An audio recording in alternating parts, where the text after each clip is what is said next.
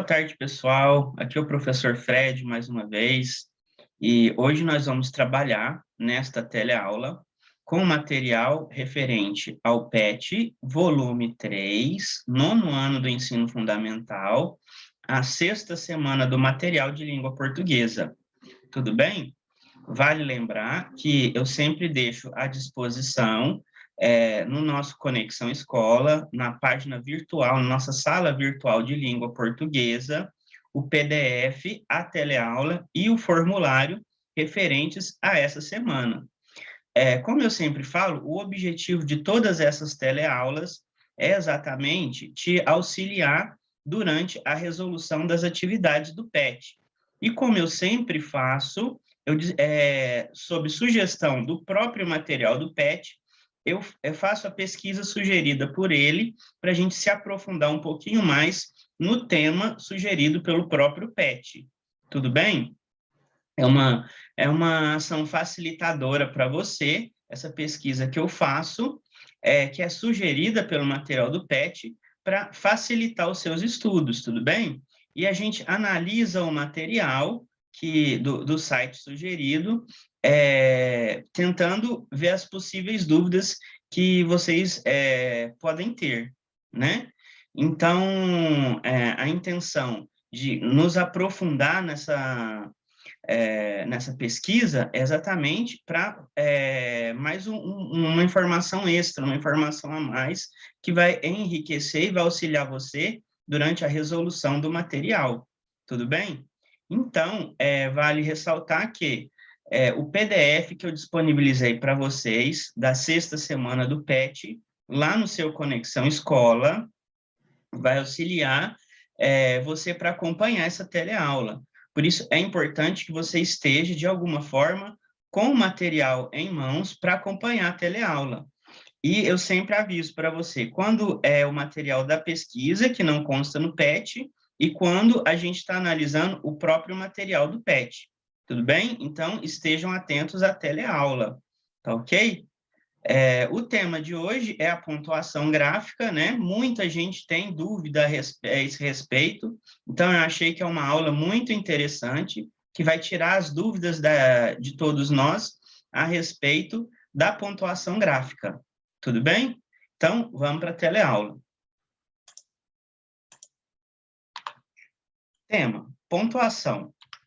Prezado estudante, nesta semana você vai ver que, como num trânsito, os sinais de pontuação dão ritmo, orientam e evitam ambiguidades. Com ela, a escrita torna-se mais próxima da fala, permitindo uma assimilação mais correta de um texto. Boa semana de estudos.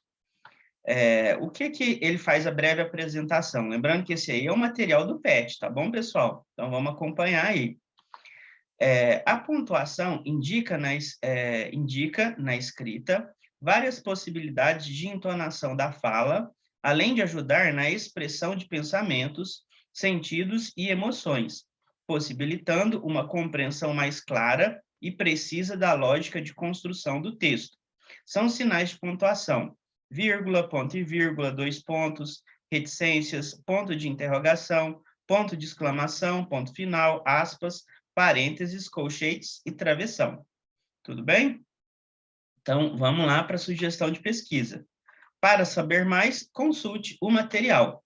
Sinais de pontuação, Brasil Escola, disponível aí tem um link, né? Foi sugerido pelo PET, né? E quando a pessoa que elaborou o PET teve acesso a esse material. Tudo bem? Então, agora, pessoal, a partir desses sinais de pontuação aí, é um material que não contém aí no PET de vocês. Então, vamos prestar atenção na telinha, seja aí no seu smartphone, seja no seu computador, seja no tablet, onde você estiver prestando atenção, vamos olhar aqui na telinha. Não é mais necessário aí acompanhar o material do PET. Quando a gente voltar para o material do PET, eu aviso para você, tá bom? Então, vamos lá. Sinais de pontuação. Os sinais de pontuação representam os recursos atribuídos à escrita. Dentre suas muitas finalidades, está de reproduzir pausas e entonações da fala. Então, aí a gente tem representados alguns pontos de sinais de pontuação. Tudo bem? Os sinais de pontuação são recursos destinados à escrita, dotados de finalidades específicas. Para que servem os sinais de pontuação? No geral, para representar pausas na fala, nos casos do ponto, vírgula e ponto e vírgula, ou entonações nos casos do ponto de exclamação e de interrogação, por exemplo. Além da pausa na fala e entonação da voz, os sinais de pontuação reproduzem na escrita nossas emoções, intenções e anseios. Primeiro que a gente vai analisar a vírgula, né? Então, presta atenção que tem informações muito importantes aí a respeito do uso da vírgula, tá bom? É usada para A, separar termos que possuem mesma função sintática na oração. Por exemplo, o menino berrou, chorou, esperneou e, enfim, dormiu, né? Então, mesma função sintática, então ele está separando eles pela vírgula. Tudo bem? Nessa oração, a vírgula separa os verbos, né? Então, a gente tem lá, ó, berrou, chorou, esperneou e, enfim, dormiu. Então, o único ali que não é verbo, o enfim, né? Então, o enfim e o e, ok? Então, ele berrou, chorou, esperneou e dormiu. Então, é tudo ali, função sintática e até a morfologia, né, fala para a gente que são todos verbos que estão separados por vírgula. Isso aí é uma das funções da vírgula, tudo bem? Letra B. Isolar o vocativo. Então, minha cara, não há mais o que se dizer. Então, minha cara é o vocativo, né? Então, a vírgula está separando exatamente o vocativo, né? Que é um termo que a gente chama de termo acessório da oração. Se a gente tirar ele, a frase não vai perder o sentido. Então, não mais, por exemplo, vamos tirar ali, ó. Então, não há mais o que se dizer, né? Então, o minha cara é um termo acessório, né? Vamos falar assim. Ele não tem uma função, vamos falar assim, primordial, necessária para a frase. Você pode tirar ele da frase, que a frase não vai perder o sentido. No entanto, é claro que sempre quando é colocado o termo acessório, ele tem uma intenção, né, do autor. E, às vezes, uma intenção importante, né? Então, ele não está lá simplesmente para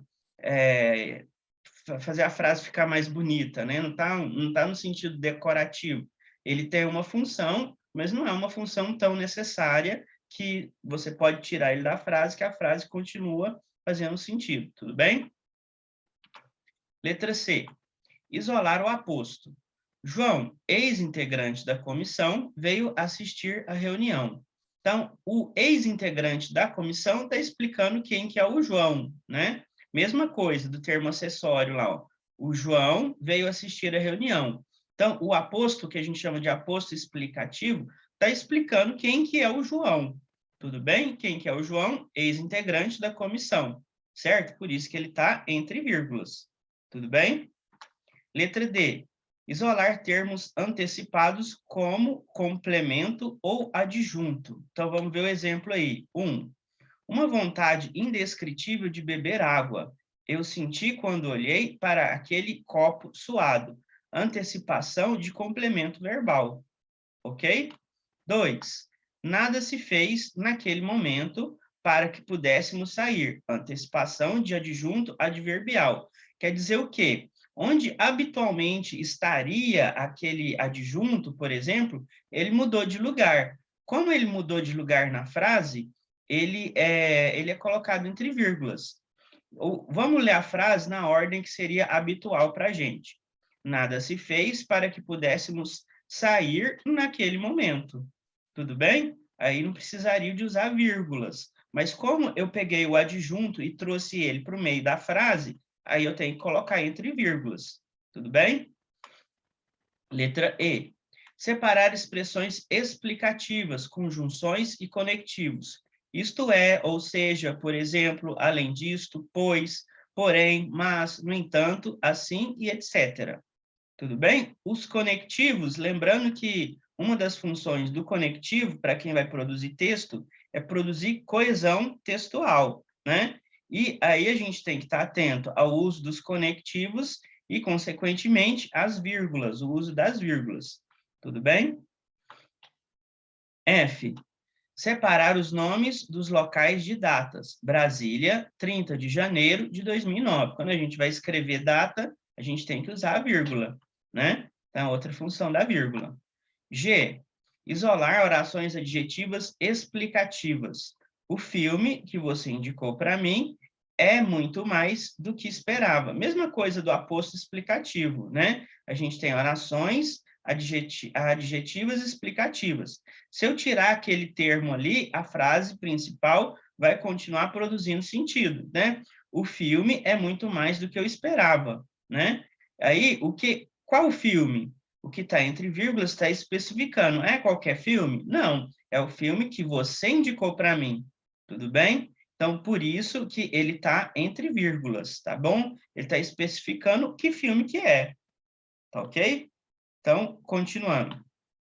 Agora a gente vai para os pontos, né? 2.1. O ponto final é usado ao final de frases para indicar uma pausa total. Letra A. Não quero dizer nada. Ponto. Né? B. Eu amo minha família. Ponto. E em abreviaturas, por exemplo, senhor, eu coloco ponto. AC, ou seja, antes de Cristo, limitada, VV, numeral, adjetivo. Aí, quando eu vou postar o vídeo no YouTube, por exemplo, quando eu vou criar o título da atividade, por exemplo, pet, vol, aí eu coloco o ponto e o 3. Então, eu estou abreviando, né? 9º ano, ensino fundamental, eu coloco EF, E.F.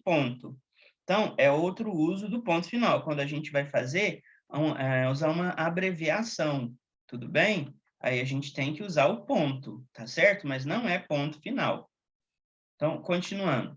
2.1, ponto de interrogação. O ponto de interrogação é usado para... O uso clássico é formular perguntas diretas, né? Você quer ir conosco ao cinema? Desejam participar da festa de confraternização? Ou então, B, é um uso menos comum da interrogação, mas é um uso possível, né? Para indicar surpresa, expressar indignação ou atitude de expectativa diante de uma determinada situação. A gente pode usar também no sentido de ironia, né? Bonito, hein? O em, aí você põe a interrogação lá no final, se você quiser, para ressaltar essa ironia, tá ok? Então, às vezes, a interrogação pode ser usada nesse sentido também, tá bom? Então, vamos ver o exemplo aí, ó. O que? Não acredito que você tenha feito isso. Então, ele usou ali a interrogação e a exclamação, tudo bem? Por quê? Ele está ressaltando uma atitude de indignação. Quer dizer que você ficou indignado com uma arte que seu filho fez, por exemplo. Tá certo? Então, é nesse sentido, tá ok?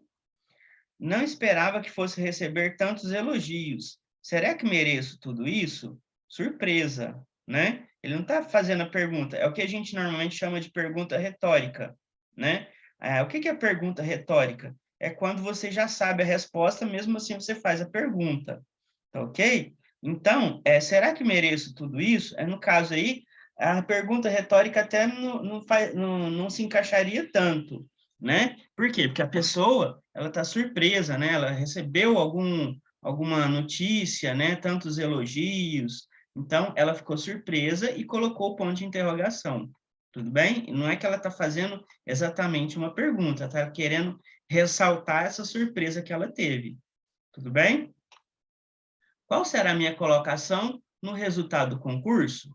Será a mesma que imagino? Então, está criando uma expectativa, não está fazendo uma pergunta direta, tá ok? Então, 2.3, ponto de exclamação.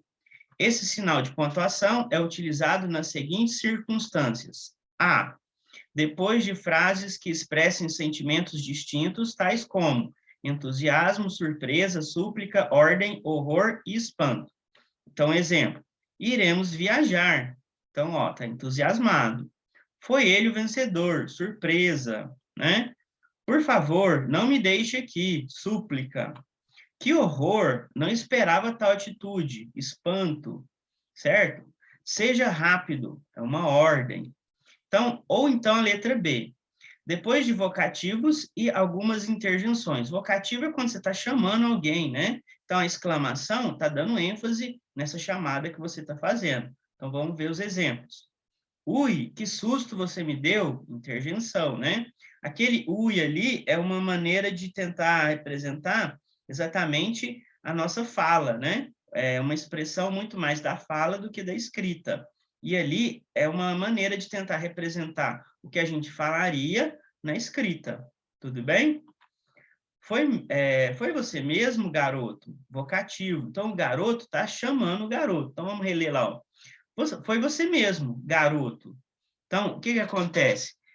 O vocativo está falando quem? O garoto está ressaltando que foi ele, né? Está fazendo um chamamento para ele. Tudo bem? Letra D. Nas frases que exprimem desejo. Ó, ó Deus, ajude-me, né? Então, a súplica, né? Observações dignas de nota. Quando a intenção comunicativa expressar, ao mesmo tempo, questionamento e admiração, o uso dos pontos de interrogação e exclamação é permitido. Observe. O que eu posso fazer agora? Então, você está exclamando e ressaltando, que ele falou lá, ó, que você quer expressar ao mesmo tempo um questionamento e uma admiração, né? Ao mesmo tempo que você está admirando aquilo, você está se questionando, né? Então, aí é permitido usar interrogação e exclamação. Tudo bem? Quando se deseja intensificar ainda mais a admiração ou qualquer outro sentimento, não há problema algum em repetir o ponto de exclamação ou interrogação. Note, você está dando ênfase, né? Então, ó, não, gritou a mãe desesperada ao ver o filho em perigo. Então, a exclamação está ressaltando o quê? O perigo, né? O medo da mãe, né? Número 3, ponto e vírgula é usado para A. Separar itens enumerados. Por exemplo, a matemática se divide em geometria, álgebra, trigonometria e financeira. Tudo bem? Pode ver que o último lá ele colocou ponto. Então, ele foi enumerando geometria, álgebra, trigonometria e o último ele colocou ponto final, né? Porque encerrou a lista. Tá ok? Letra B. Separar um período que já se encontra dividido por vírgulas.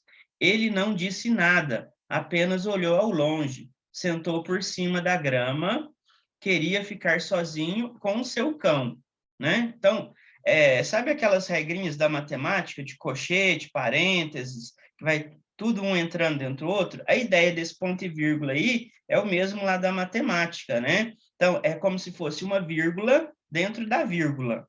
Tudo bem? Aí uso ponto e vírgula. Número 4. 2 pontos. É usado quando A. Se vai fazer uma citação ou introduzir uma fala. Ele respondeu, não, muito obrigado. Então, quando vai se introduzir uma fala, eu uso os 2 pontos. Tudo bem? Letra B. Se quer indicar uma enumeração. Então, aí a gente usa também os 2 pontos. Quero lhe dizer algumas coisas. Não converse com pessoas estranhas, não brigue com seus colegas e não responda à professora. Então, ali usei os 2 pontos para fazer uma enumeração. Tudo bem? Número 5. Aspas. São usadas para indicar a citação de alguém, a ordem para fechar a prisão de Guantánamo mostra um início firme. Ainda na edição, os 25 anos do MST e o bloqueio de 2 bilhões de dólares do Opportunity no exterior. Carta Capital Online, 30/1/2009.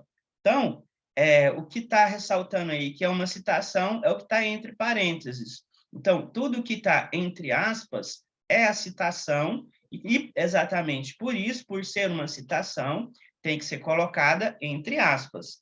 Um outro recurso que a gente usa aí no Word, por exemplo, ao invés de usar aspas, é colocar todo o texto em itálico, né? Também o itálico seria como se fosse a função das aspas. Mas muita gente coloca, além de colocar em itálico, coloca ainda entre aspas, para ressaltar a citação. Tudo bem? Letra B. Expressões estrangeiras, neologismos e gírias. Quando a gente vai usar um texto formal, algum tipo de coloquialismo, a gente pode fazer isso usando aspas, certo? Estrangeirismos também. Quando a gente vai escrever uma palavra que é estrangeira dentro de um texto de língua portuguesa, eu tenho que usar aspas, né? E o que é neologismo? É quando eu invento uma palavra, né? Então, a palavra que não consta no vocabulário formal, e eu estou escrevendo um texto formal, eu tenho que colocar esse neologismo entre aspas. Tudo bem? Então, lá, ó, nada pode com a propaganda de outdoor. Outdoor é um estrangeirismo. Então, por isso, eu tenho que colocar ele entre aspas. Tudo bem? Então, número 6. Reticências. São usadas para indicar supressão de um trecho, interrupção ou dar ideia de continuidade ao que se estava falando. Por exemplo, ali ele começou entre parênteses a reticências. Onde está ela, amor? A nossa casa? O bem que neste mundo mais invejo? O brando ninho aonde nosso beijo será mais puro e doce que uma asa? Então, isso aí, possivelmente, é um trecho que foi retirado de uma obra mais completa. Por isso, ele colocou a reticências entre parênteses, tanto no começo quanto no final. Então, é um trecho só de uma obra mais completa, de um texto mais completo. Quando eu vou fazer esse tipo de citação, quando eu vou tirar só um fragmento do texto, eu tenho que usar reticências. Tudo bem? B. E então veio um sentimento de alegria, paz, felicidade. Então quer dizer o quê? Vai continuar uma enumeração ali, vai mais para frente, né? Então dá uma ideia de continuidade, né? Vai continuar essa lista. Então aí eu uso reticências também, ok? E letra C. Eu gostei da nossa casa, mas do quintal, aí ele está sendo, tipo assim, a ideia que vem depois da reticências quer dizer o quê? Que do quintal a pessoa não gostou, né? Gostou da casa da nova casa, mas não gostou do quintal da casa da nova casa, certo? Então, ele está apontando a uma ideia implícita, né? Então, o que que ele não gostou? Que ele não gostou do quintal, tudo bem? Número 7. Parênteses. São usados quando se quer explicar melhor algo que foi dito ou para fazer simples indicações. Ele comeu, almoçou e dormiu, e depois saiu. O e aparece repetido e, por isso, há o predomínio de vírgulas, né? O que que acontece? Ele está explicando por que que depois da vírgula usou a palavra e. Tá ok? Então, por que que ele usou o e depois da vírgula? Porque há o predomínio de vírgulas, né? Porque o e, ele está repetido, tá ok? E aí, o que está entre parênteses está exatamente explicando por que que o e foi depois da vírgula. Então, o parênteses foi usado para dar uma explicação, tá ok? Número 8. Travessão. O travessão é indicado para... Letra A, indicar a mudança de interlocutor em um diálogo. Então, quando estou tendo um diálogo, a gente vai 2 pontos, próximo parágrafo, travessão, e começa a fala, né? Que a gente chama de discurso direto. Aí terminou uma fala, vai para a linha de baixo, inicio a outra fala com outro travessão. Tudo bem? Vamos ver o diálogo aí, ó. Quais ideias você tem para revelar? Não sei se serão bem-vindas. Não importa. O fato é que assim você estará contribuindo para a elaboração desse projeto. Então, a gente tem ali 2 pessoas e está sendo reproduzido o diálogo entre elas, né? Então, aí eu começo com travessão. Tudo bem? Letra B. Separar orações intercaladas, desempenhando as funções da vírgula e dos parênteses. Então, às vezes, ao invés de usar vírgula ou parênteses, eu posso usar o travessão. Tudo bem? Então, olha lá. Ó. Precisamos acreditar sempre, disse o aluno confiante, que tudo irá dar certo. Então, ali a gente tem um aposto, né? Então, está entre vírgulas, é um termo acessório, né? Então, a gente pode tirar aquilo lá da frase, que a frase não vai perder o sentido, e ao invés de usar vírgula, eu usei o travessão. Tudo bem? Então, isso aí é permitido, você pode fazer isso, ok? Não haja dessa forma, falou a mãe irritada, pois pode ser arriscado. Mesma coisa, eu poderia usar vírgulas, mas usei o travessão. Então, está no mesmo sentido da vírgula, ok? Letra C. Colocar em evidência uma frase, expressão ou palavra. Tudo bem?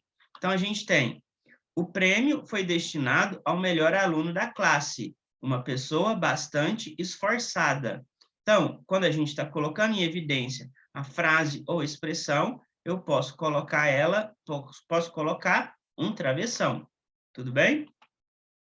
Gostaria de parabenizar a pessoa que está discursando, meu melhor amigo.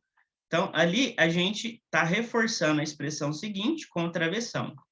Gostaria de parabenizar a pessoa que está discursando, meu melhor amigo. Desculpa, pessoal, repetiu a frase aí.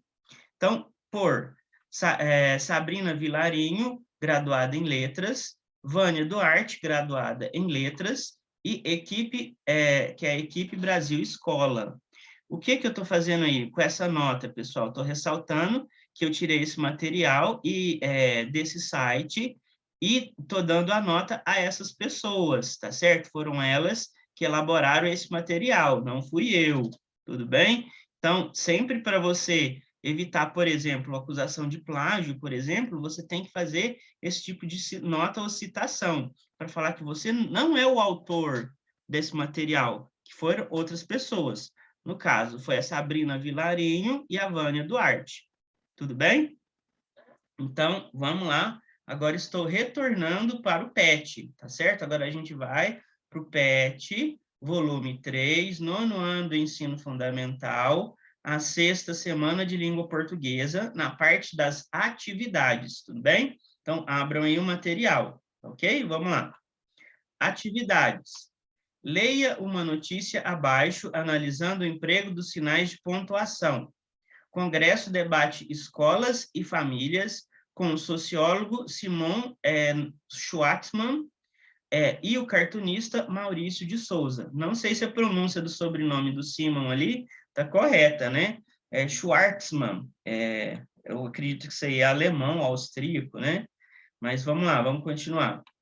Evento online gratuito ocorre neste sábado, 22. Ideia é aproximar gestores, professores e familiares de alunos. 20/5/2021. A Federação Nacional das Escolas Particulares, FENEP, promove nesse sábado, 22, um congresso para debater família e escolas. O objetivo é trocar experiências e aproximar gestores escolares, professores, pais e mães de estudantes de todo o país. O sociólogo Simon Schwartzman e o cartunista Maurício de Souza estão confirmados para o evento, que será online e gratuito. As inscrições estão abertas e podem ser feitas no site congresso.fenep.org.br. A programação começa às 8 horas e segue até às 18. Entre as palestras, há os debates. Como educar em tempos de adversidade, com a psicanalista e escritora Sandra Nikier Flanzer, aprendizagem em tempo de pandemia, entre o possível e o ideal, com o doutor em educação Paulo Tomazinho. Maurício de Souza falará sobre as histórias em quadrinhos e o incentivo ao hábito de leitura, e Simon Schwartzman sobre o novo ensino médio, o que é, o que muda, o que tem de diferente. Então, aí, pessoal, a gente tem Questão número 1. A notícia divulga um evento online e gratuito que tem como tema a educação. Qual é a sua opinião sobre esse fato? Então, essa daí é uma questão interpretativa e pessoal. Então, a resposta que vai aparecer aí é uma opinião minha, tá certo? Se você tem uma opinião diferente, você pode colocar na resposta, tudo bem? Você não precisa simplesmente copiar a minha resposta, tá bom? Então, vamos lá. Resposta de cunho pessoal. Acredito que o encontro é bastante pertinente, pois quanto mais se discute a educação, quanto mais se faz um intercâmbio de experiências e práticas, enfim, quanto mais se propõe colocar-se a educação como foco para um país, mais pensaremos no futuro e no desenvolvimento do país para as futuras gerações. Tudo bem? Então, essa aí é uma resposta de cunho pessoal, tá, pessoal? Então, se você discorda, se você tem uma opinião diferente, você pode colocar, tá ok? Questão número 2. No interior da oração, emprega-se vírgula para separar, numa enumeração, os termos com a mesma função sintática, para isolar determinados elementos, como aposto, vocativo, termos repetidos, adjunto adverbial deslocado de sua posição habitual, para separar nomes de lugar em datas e endereços, para indicar a supressão do verbo, para separar palavras ou expressões explicativas. Então, ele fez um resuminho aí do uso da vírgula, tudo bem? Então, continuando. Letra A. Explique o uso das vírgulas no seguinte período. O objetivo é trocar experiências e aproximar gestores escolares, professores, pais e mães de estudantes de todo o país. Resposta. O emprego da vírgula, nesse caso, dá-se pelo fato de estar se fazendo uma enumeração. Então, como está se fazendo uma enumeração, eu uso vírgula. Tudo bem? Letra B. A expressão entre as palestras está separada da oração seguinte por meio de vírgula. Por quê? Vamos ver a expressão lá. Ó. A programação começa às 8 e segue às 18. Entre as palestras, há os debates. Como educar em tempos de adversidade? Então, aí a gente tem, nesse caso em particular, temos um adjunto adverbial deslocado de sua posição habitual. Logo, na ordem correta, a frase ficaria: há os debates entre as palestras. E, neste caso, não haveria necessidade de se usar a vírgula, dado o fato de o adjunto adverbial estar na ordem habitual da oração. A gente viu isso quando a gente estava se aprofundando lá no conteúdo, na pesquisa sugerida pelo PET, tá bom? Se houver ainda alguma dúvida nesse caso aí, você pode me procurar no privado lá no WhatsApp, tudo bem? Vamos continuar. Letra C. Releia o trecho. O sociólogo Simon Schwartzman e o cartunista Maurício de Souza estão confirmados para o evento, que será online e gratuito. Por que a oração que será online e gratuito está separada por vírgula? Essa aí é o uso mais clássico da vírgula, né? Vamos ver aí, ó. O termo que será online e gratuito está separado por vírgula por tratar-se de um aposto explicativo. Ele está explicando, né? É o famoso termo acessório. Se eu tirar ele da frase, a frase não perde o sentido, né? Mesmo assim, ele é importante exatamente porque o autor, ele tem essa intenção de dar essa explicação. Tudo bem? Que o evento será online e gratuito, ok? Questão número 3. Nos dois últimos parágrafos, observamos a ocorrência das aspas. Por que elas são utilizadas? Vamos ver lá. Ó. Esse aí é um exemplo. Maurício de Souza falará sobre as histórias em quadrinhos e o incentivo ao hábito de leitura. E Simon Schwartzman sobre novo ensino médio. O que é, o que muda, o que tem de diferente. Então, qual que é a explicação para o uso dessas aspas aí? Em ambos os casos, dois termos encontram-se entre aspas, pois dão ênfase aos temas das palestras que serão ministradas por Maurício de Souza e Simon Schwartzman. No parágrafo anterior, há a mesma intenção, né? A palestrante é colocado entre aspas o título da palestra que será feita, né, pela palestrante. Então, aí ele coloca entre aspas também, tá certo? Então, nesse caso, seria uma maneira de dar enfoque ao título da palestra que será feita, o tema da palestra, o tema que será abordado na palestra. Por isso, o uso das aspas. Tudo bem? Questão número 4. Observe no texto. As duas ocorrências em que há o emprego de 2 pontos. Justifique cada uma delas. Então, vamos lá para a primeira. As inscrições estão abertas e podem ser feitas no site congresso.fenep.org.br. Por que ele usou esses 2 pontos aí, ó?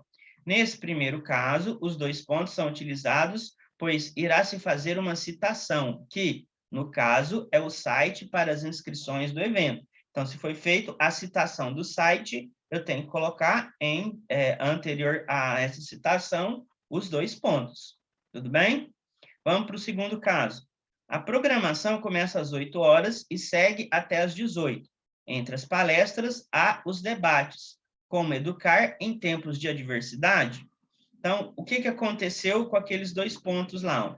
Assim como no primeiro caso, nesse segundo caso, os 2 pontos são utilizados porque irá ser feita uma citação, né? Tanto que aí, naquele caso ali, ele colocou, entre aspas, a citação, o tema, o título da palestra que será feita, né?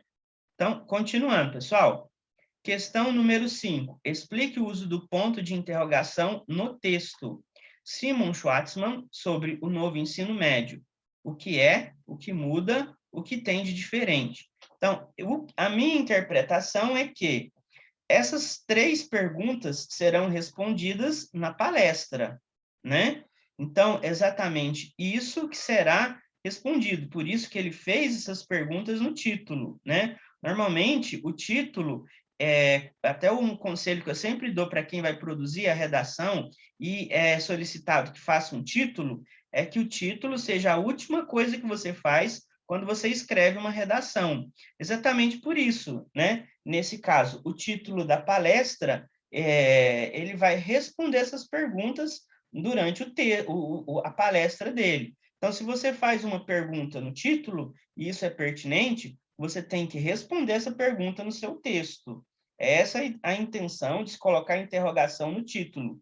Por isso, se você tem a intenção de escrever algo assim, mesmo que você tenha essa intenção, digamos que durante a elaboração do seu texto, você mude de ideia pelo que você escreveu. Então, sempre deixe o título para último, né? Não faça o título primeiro, tá ok? Continuando aí, pessoal. Os 3 pontos de interrogação utilizados nesse trecho do texto apontam a 3 perguntas que serão respondidas na palestra de Simon Schwartzman. É até uma maneira de chamar a atenção do espectador para que ele tome interesse à palestra, né? Ele vai responder essas perguntas na palestra dele, então eu vou assistir, né? Eu tenho essa dúvida, né? Com esse novo ensino médio, o que é esse novo ensino médio? O que muda, né? O que tem de diferente? Talvez essas sejam os questionamentos do próprio telespectador, né? Do espectador que quer assistir essa palestra. Então, é uma estratégia do palestrante para atingir o público-alvo dele, né? Para chamar a atenção do público-alvo. Então, isso aí é interessante também, e o uso da interrogação faz parte dessa estratégia. Tudo bem? Questão número 6. O El Paraná adaptado. Considere os períodos 1, 2 e 3 pontuados de 2 maneiras diferentes. 1, os espectadores saíram, logo o espetáculo foi um fracasso. Vamos ver aí as frases. 1, os espectadores saíram, logo o espetáculo foi um fracasso. Os espectadores saíram logo, o espetáculo foi um fracasso. 2, de repente perceberam que estavam brigando à toa. De repente, perceberam que estavam brigando à toa. 3. Os doces visivelmente deteriorados foram postos na lixeira. Os doces visivelmente deteriorados foram postos na lixeira. Certo? Então, vamos lá. Com a alteração da pontuação, não houve mudança do sentido somente em A, 1, B, 1 e 3, C, 2, D, 2 e 3. Então, a resposta aí, número 2, vamos ver lá. Ó. De repente, perceberam que estavam brigando à toa. De repente, perceberam que estavam brigando à toa. Então, de repente, ali, está dando ênfase, né? Então, mudou um pouco o sentido, tá certo? Mas não mudou tanto assim. Nos outros casos, por exemplo, os doces visivelmente deteriorados foram postos na lixeira. Visivelmente deteriorados é um predicativo do sujeito, né? Vamos falar assim, ele está acrescentando o sentido à palavra doces, né? Os doces visivelmente deteriorados, aquilo ali é um aposto explicativo, né? Então, se eu tirar ele da frase, a frase não vai perder o sentido, tá certo? Os doces foram postos na lixeira, né? E a número 1, os espectadores saíram. Logo, o espetáculo foi um fracasso. O outro, os espectadores saíram logo. O espetáculo foi um fracasso. Então, o logo na primeira ali está dando uma ideia de conclusão, né? Qual que é a conclusão? Que o espetáculo foi um fracasso porque os espectadores saíram. Agora, os espectadores saíram logo, quer dizer que eles saíram rápido, né? Então, o espetáculo foi um fracasso. Então, a primeira dá a ideia de uma conclusão e a segunda dá uma ideia de velocidade, né? Então, o uso da vírgula, naquele caso ali, está mudando o sentido, né? Então, a única que não mudou o sentido foi a número 2, tá ok? Então, pessoal, a nossa teleaula está encerrando. Como eu disse durante essa teleaula, caso você tenha alguma dúvida, pode me procurar no privado, no meu WhatsApp, né? Você que tem o meu contato, para tirar dúvidas, né? Alunos têm feito isso e isso tem sido bastante produtivo, tá bom? Então, não deixe a dúvida para depois. Tire sua dúvida, aproveite toda essa conectividade que nós estamos tendo, né? Apesar da pandemia, para a gente tirar essas dúvidas. Isso é uma coisa que vai continuar depois da pandemia, é uma coisa boa, né? Essa facilidade de acesso ao professor. Por isso, aproveite, tá bom? Eu desejo para vocês uma excelente semana, que todos fiquem com Deus e até a próxima teleaula.